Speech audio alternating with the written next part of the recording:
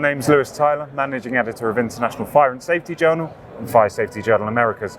Delighted to be here on the Tornatech stand at the NFPA conference and exhibition. Now, firstly, guys, thanks for having us today. I just wondered if you could just give us a brief intro on, your job roles within the company. Well, my name is William King. I'm actually the director for FireProCare.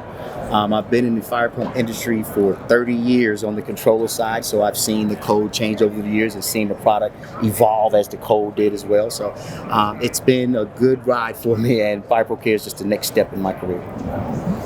Sebastian?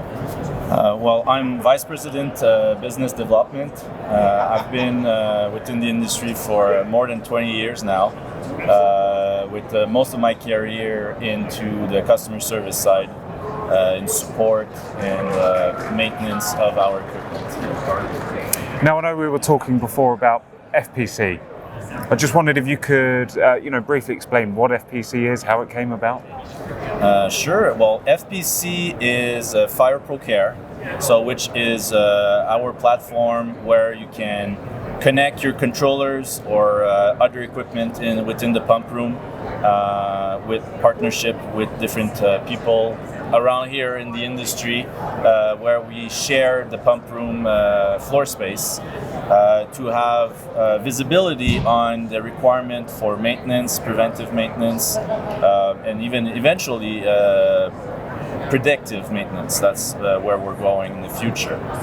So the main goal of that platform is to provide a better safety for everyone. So that's building owners, people, the service people, pretty much everyone can benefit from that platform to have an equipment that is always up to function when the critical fire happens, that they have the equipment that's actually going to work for them. That's actually a question I have, who is it best suited for, what industries, and maybe we'll come to that in a second, but just in terms of how it came about, I'm not sure if this is something you could really reveal, William. How did FPC come about from your perspective? I'm sure it was driven by, needs in the market, but was it something Absolutely. you were looking at for a long time? So I've been doing this I've been in the industry a long time, but what we realized is customers really don't maintain their fire pump systems properly. And once we started developing FireProCare, what we found out is I interviewed people and we talked to different entities in the industry. They all agreed, no, they're not being properly maintained, and it was an issue. So what we do have with the evolution of controllers, we have this data. We have a huge amount of data, and the key was to figure out a way that we could utilize that data to help the industry. So there was a need, and from there it just evolved over time as we went through and interviewed customers and found out what was important to them, what would be helpful to them. And then it was also a code-driven thing. NFPA 25 actually requires that you have a preventive maintenance program for the fire pump equipment. It just does, for every piece of equipment in that system. And it's something that a lot of people from the controller side never knew what that meant because the controller companies never put it out there. So it was a code-driven thing. It was also just a necessity to the market based on it not being done properly. And it also will help clients to become actually they'll get more visibility into the system. There'll be more accountability in the system. And then also you have a more reliable system with FireProCare. Now, Sebastian, going back to what you were saying in terms of end users, and I know you reeled off a few there, but how can those end users make the most of this? Well, one of it is a lot of end users, like building owners or building managers, often don't even know they have a pump room or a fire, they know they have sprinklers because they see them on the ceiling, but they don't necessarily know the whole system, including the pump and the controller that is the brain and the heart of the system. And sometimes the system is just off or it's not maintained, so when that time comes they don't know about it. So with that platform we're bringing visibility to the service people, to also the authority having jurisdiction. Also all the building owners can monitor their own system with that to know my pump or my controller is due for this preventive maintenance as is it a part or a test?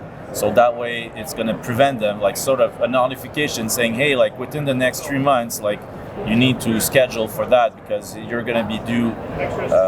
Also, we're all backed up by the code and everything, but it's all really in the name of safety that we're doing this, because we realize that in our world of fire protection, it's very too often underlooked of just having the system in the proper working function.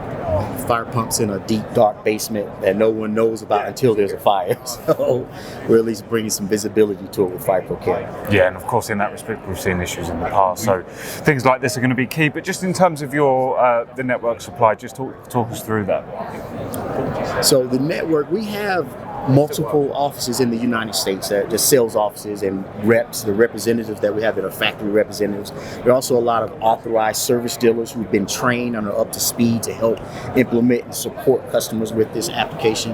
And then we also work through the pump distributor network. They are key because they are at a lot of the commissionings for these systems. So because of our network with them, it allows us to then become global. Most pump OEMs have a network of distribution who actually take care of commissioning those systems, and we work through them all. Final question then, perhaps for both of you, and we'll start with you, Sebastian. What's next for FPC? A lot. I would say the wish list or the opportunity we have with the platform is limitless. Like now we're just talking about the pump room, where we're partnering with motors, engines, pump industry, like the industry and all the other companies, to integrate it to our platform so everybody benefit from that visibility.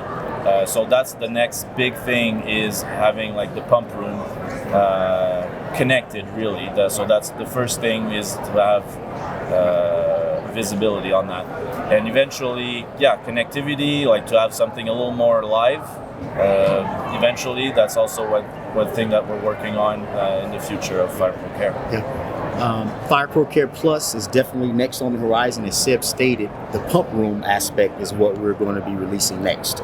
But immediately after that, we're already got it in works to develop FireProCare Plus, which involves permanent connectivity to the controller. And we'll utilize that for a lot of different things, including some of the remote diagnostics and some predictive type failures, anything that's going to be helpful to the customers, because the goal is to know before you go. So in some of these installations where you are quite a distance from the job site, if you have the ability to get into the controller when you get that call that something's wrong, and you can troubleshoot the unit, at least pre-troubleshoot the unit before going there, this will allow you to get the data, see what's going on, order the correct parts that might fix it, and now you actually save on cost and time because you only have to dispatch once. That's the goal. William, Sebastian, thank you for your time. Thank you. Good to meet you. Thank you. Good to meet you.